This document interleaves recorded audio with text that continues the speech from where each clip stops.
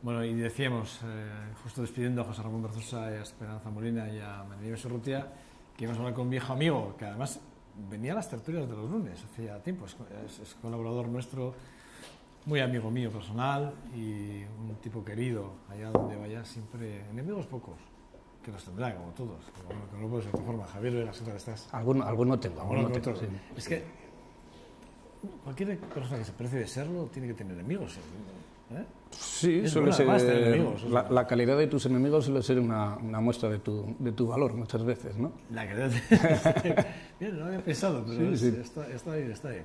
Bueno, Javier, la aventura de la escritura. Nos dejas, nos abandonas, bueno, te encierras en tu casa. Tampoco.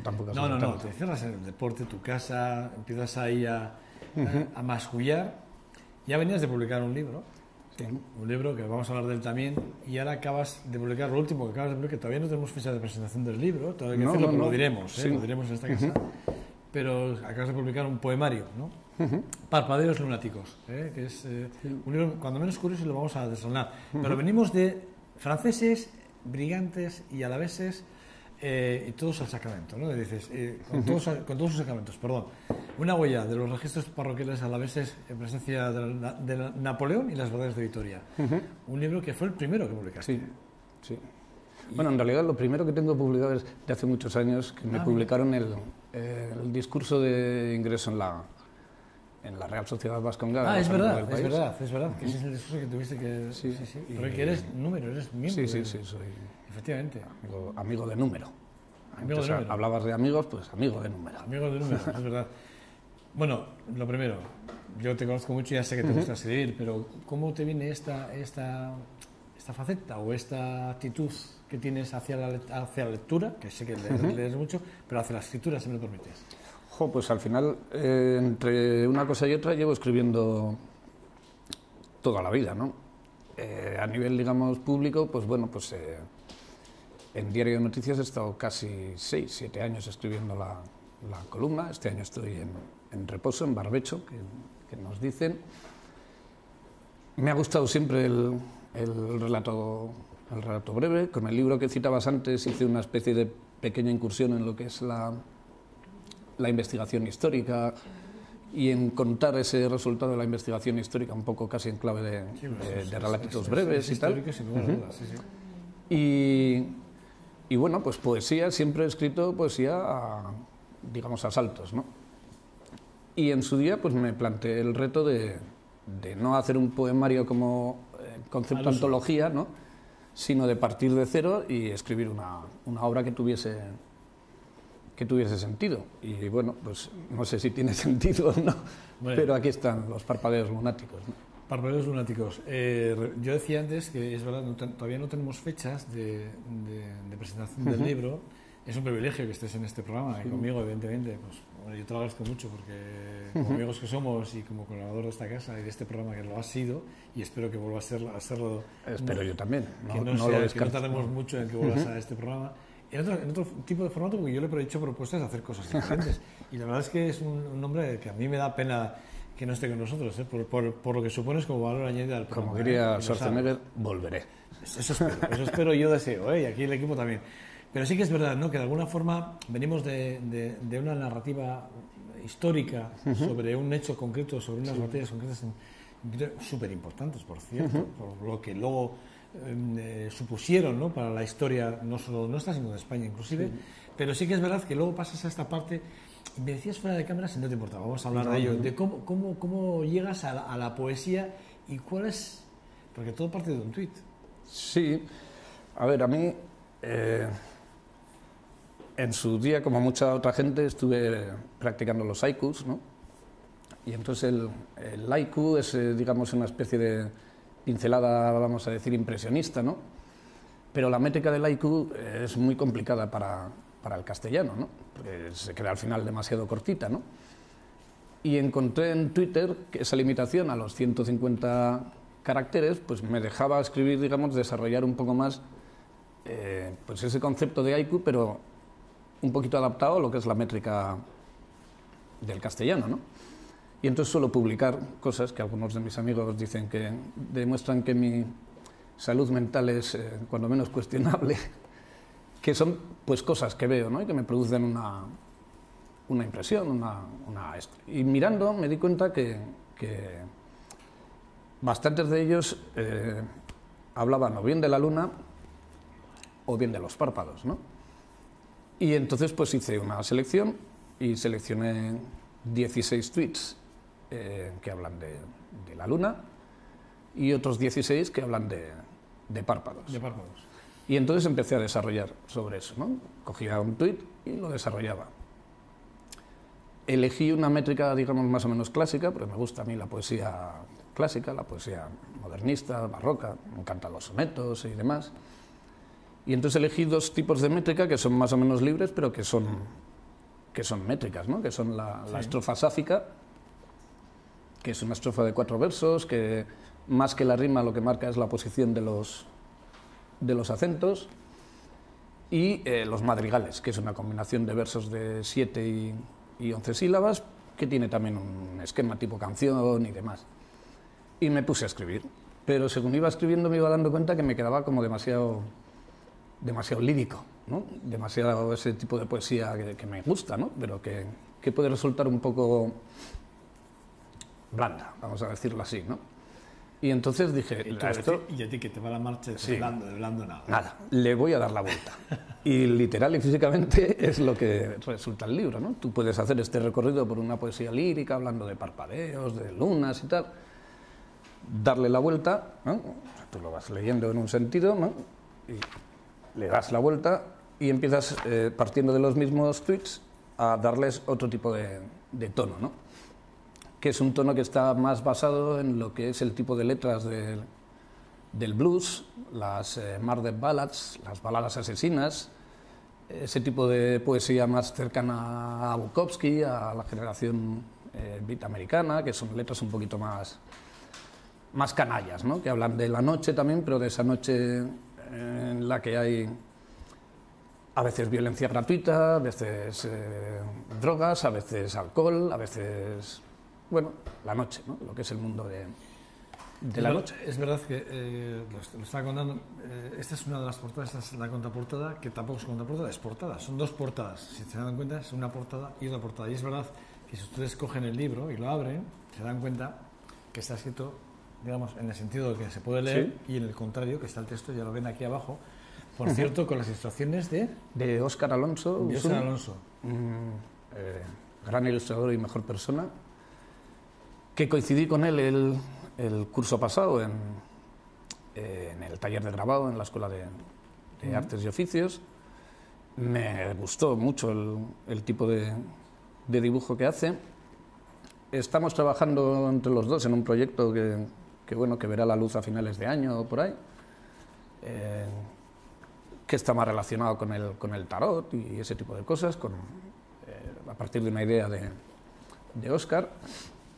Y cuando tenía esto, pues le dije, oye, pues te paso los textos y mira a ver qué te sugiere, ¿no? Y bueno, y el resultado es este. Al final es un juego de ojos. Un montón de ojos, además. Sí. De muchas formas diversas, formas, miradas, párpados. Eso es, y hay ojos abiertos, ojos cerrados.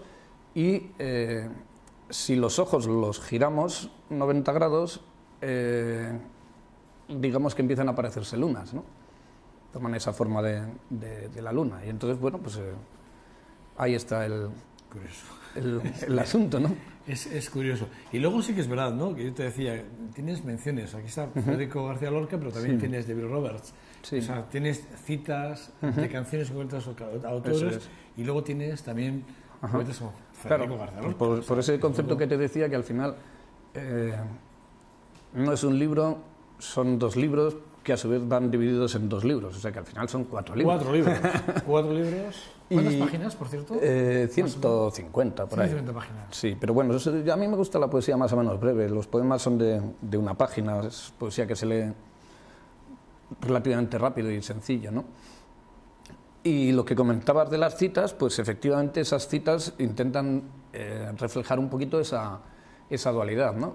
El itinerario lírico, cada una de las dos partes, la de Párpados y la de Lunas. La de Lunas es una cita de Lorca, de un madrigal de Lorca, y la de Párpados es una estrofita de Safo, la poeta griega.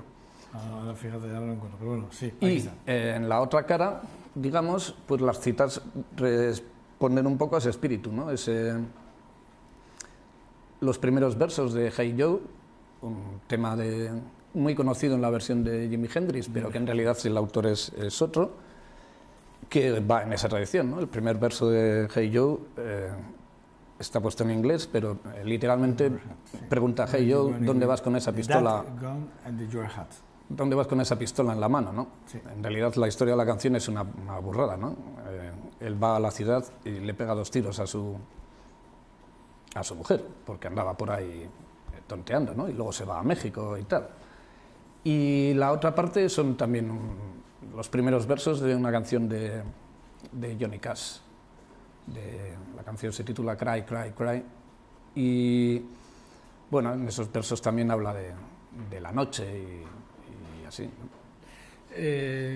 Cuando tienes la inspiración de la idea, cuando te viene la idea de que hay que darle giros a esos, para endurecerlo, que no puede ser de otra forma, porque claro, si no Javier ya pierde esa esencia, ¿no? que tiene.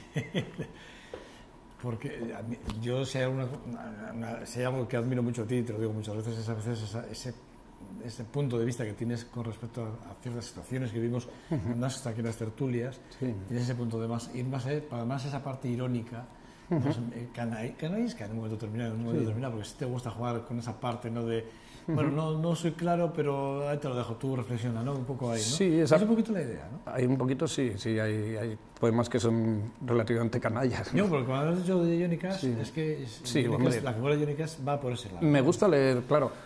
Joder, en estas cosas también cuando hablamos ahora de poesía, y haces un libro de poesía, pero ¿quién lee poesía? La poesía parece que es algo del siglo XIX, del XVIII, del XVII, del XVI, ¿no? Y en esa línea de lo que dices de cuando analizamos las cosas, si te paras a pensar, yo creo que nunca se ha consumido tanta poesía como la que se consume ahora. Lo que ocurre es que esa poesía que consumimos ahora muchas veces no la consumimos en libros, la consumimos en canciones. Y dentro de canciones... Claro, cuando hablamos de poetas del siglo XX, del siglo XXI, pues a veces no pensamos que Antonio Vega era un genial poeta. No pensamos que las letras de Los Urquijo, para Los Secretos, hay auténticas poesías, ¿no? Y estamos, venga, a oír letras de nuestros grupos favoritos, de Johnny Cash, de no sé qué, y es poesía, ¿no? Neil Young, fíjate. Neil Young, todo, ¿no? Los más jóvenes que les gusta mucho lo del hip hop y el rap, y es poesía. Quiere decir que nunca más que ahora estamos consumiendo poesía a diario, ¿no? Siempre, ¿no? Siempre, poesía, hablando de Lorca, sí que es verdad que la vida es una poesía, ¿no? Constante, ¿no? Sí, sí. Igual es esa y es una manera también bueno, la expresión, decimos siempre lo de tomarse la vida con filosofía y mirarla con poesía, ¿no? Al final es una manera de acercarse a la vida, ¿no? Es una pregunta que tengo que siempre la tengo ahí, nunca se la hago a ningún escritor. En este caso a ti te la voy a hacer. Si es autocrítico cuando uno acaba una obra y dice, me falta, debería, creo que... Sí, si hombre, este tipo de... o realmente... No, este tipo de cosas... nunca se está conforme, ¿no? No, yo ahora sigo leyendo y digo, este verso tenía que haberle dado otra vuelta. ¿Y no haces apuntes con el lápiz? Para darle una... Sí. Si algún día haces alguna reedición del mismo, ahí para decir, bueno, ya sé que esto lo tengo que cambiar algún día, ¿no? Hombre, estos son ya... o sea, para llegar aquí te puedo enseñar... los manuscritos. Aparte de los manuscritos, las copias ya impresas llenas de tachones y de cositas, ¿no? Pero bueno, al final también llega un momento que dices, bueno... Hasta aquí en manos de alguien para que también sea objetivo el asunto, ¿no? Sí, hombre, antes de tirarme a la piscina, pues se lo pasé a 3 o 4 personas de referencia y... Sapere Aude, que es la editorial. La editorial, entiendo, claro, es también con la que publicaste Franceses, Brigantes y Alaveses, con todos sus sacramentos. Exacto. Va a título, por cierto. Pero con la misma editorial has publicado los dos. Sí. Para ellos ya es una garantía. Publicas uno y le propones tú, le mandas el manuscrito. ¿Cómo funciona esto? Sí, pues bueno, ahí más o menos con el primero quedamos satisfechos y tal, y le comenté, oye, pues ando con un proyecto de poesía y tal. ¿No?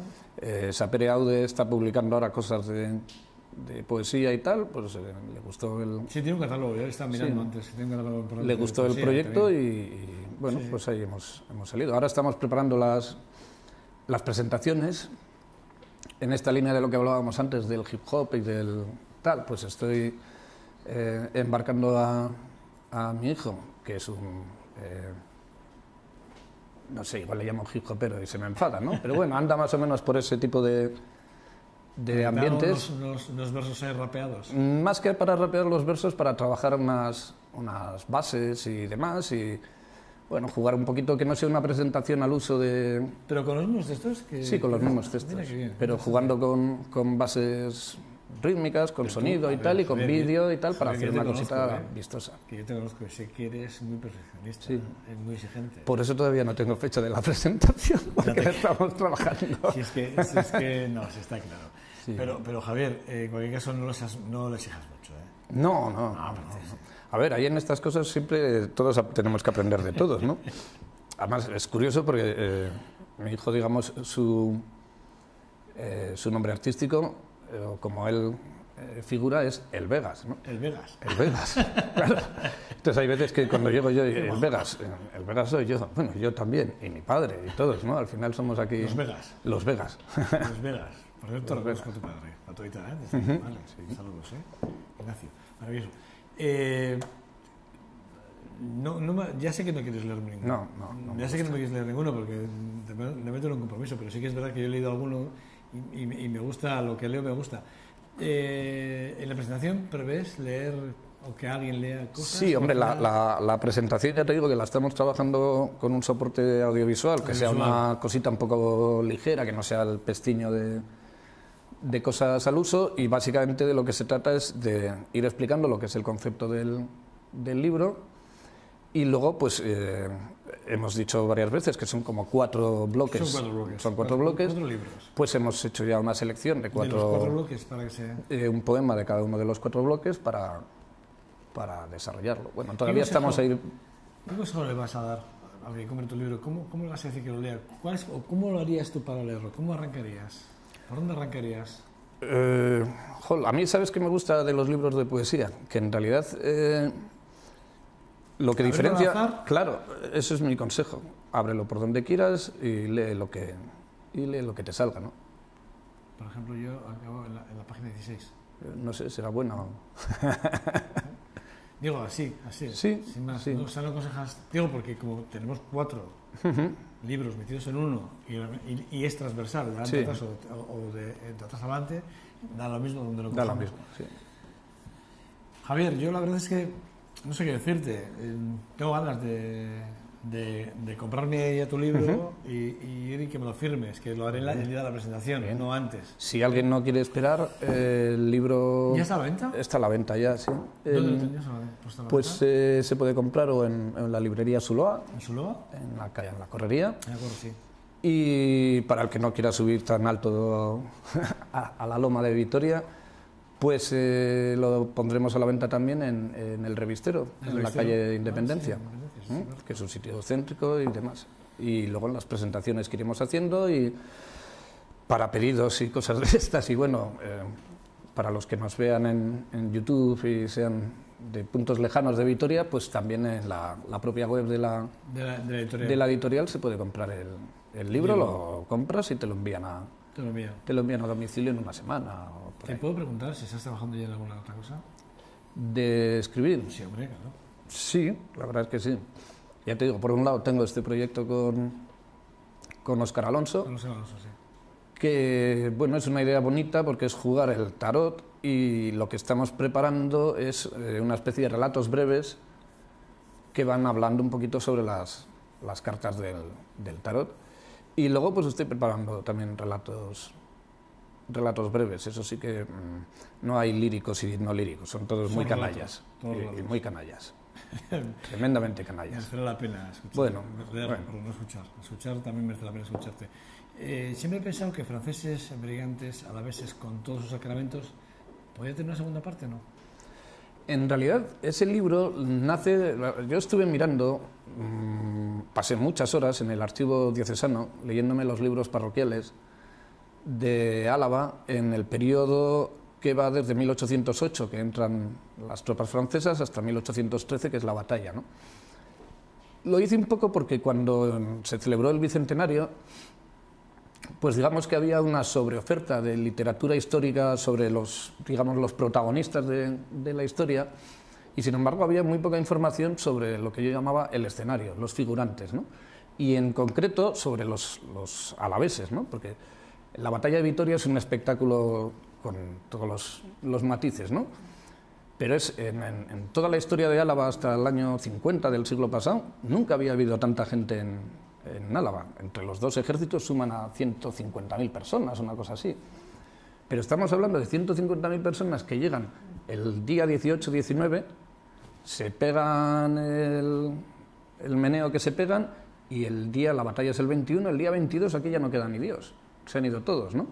Y entonces yo decía, bueno, ¿y qué pasa con esos alavesicos que estaban ahí viendo pasar las tropas, claro, ¿no? Y marcharse los mandos? Bueno, ¿qué es lo que se queda aquí? Claro. Empecé a investigar en los libros y encontré pues cantidad de noticias ya no solo de franceses o de prisioneros, sino sobre todo de alaveses, pues al uno que le cogían los franceses y le pegaban 2 puñaladas, el otro que tal, con bastante información. Toda esa información puedo hacer como muchas veces hacen los historiadores, ¿no? Que es guardársela celosamente para el día de mañana escribir una superobra, o buscar la manera más rápida de ponerla en circulación y en conocimiento, ¿no? Como prácticamente una especie de recopilación de anécdotas, que es un poco lo que es el libro, ¿no? Con idea de segunda parte, claro que con idea de segunda parte, ¿no? Porque cada una de esas víctimas de las que hablas tiene su historia, y eso también me estuve trabajando un poco, ¿no?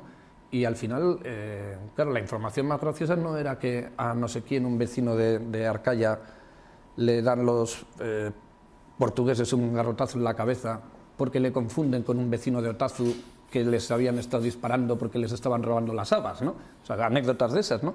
Es que ya te ponías a investigar a ese señor, y ese señor estaba casado, tenía hijos, tenía... Todos esos datos están incorporados al libro. Luego, segundas partes y terceras y cuartas y quintas, ¿no? Prácticamente cada una de las historias que se cuentan en ese libro es el germen de un relato, de una novela, de lo que quieras, ¿no?